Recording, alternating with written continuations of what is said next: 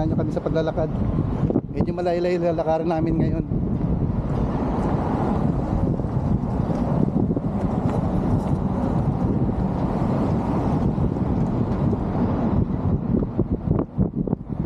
Buti nilang kamo at hindi masyadong mainit yung panahon. Kaya yung hangin niya malamig.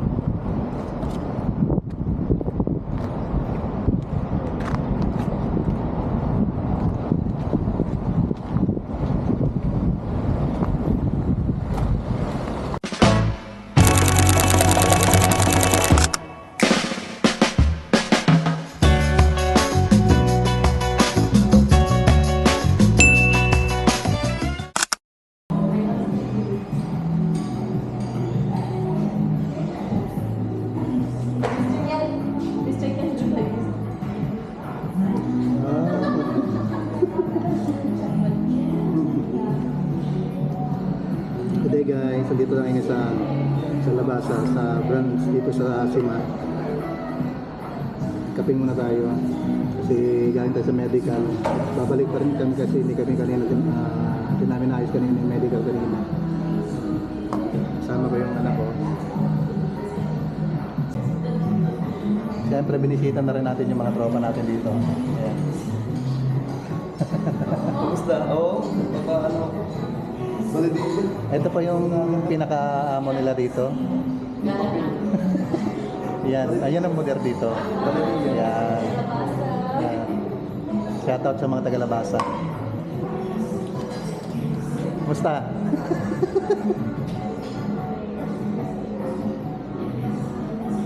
Yan. So update ko kayo guys mamaya pagbalik namin doon. Ito yung anak ko. Hello guys.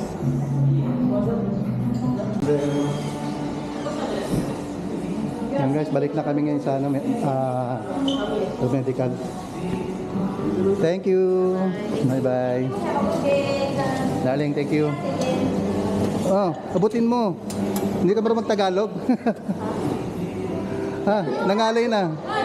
Nangalay na. Thank you, Sir Em. Si Don to. Aywa. Long time. Mudir, alis na kami. Thank you, thank you, thank you. Aywa. Thank you. Sana makabisita uli, inshallah. Ingat.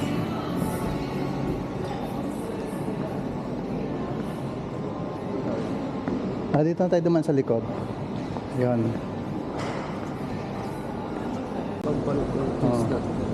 Hopefully po maging maayos sa nilakad namin ngayon. Yes.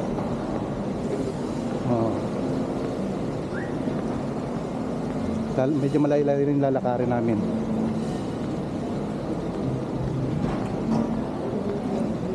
Samantalay na namin kaysa bumalik pa. Try namin bumalik baka maging okay.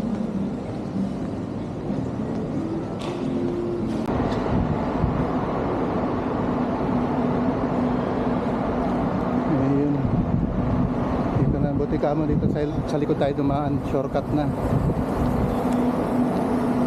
Oh, ito yung likod eh. Sabi ko may daan eh. Tsaka doon may daan pa doon sa kabila. Daan pa. Oo. Kasi siya po eh. Papasok. Napalayo pa tayo. Oo. Okay lang yun. Sana maging okay yung medical mo ngayon para din na pabalik-balik. Balik tayo guys. Balik tayo sa unang punta. Baging ayos na.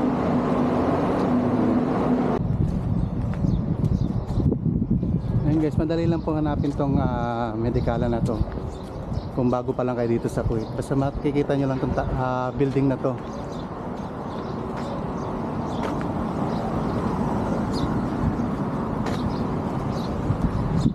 Ayan.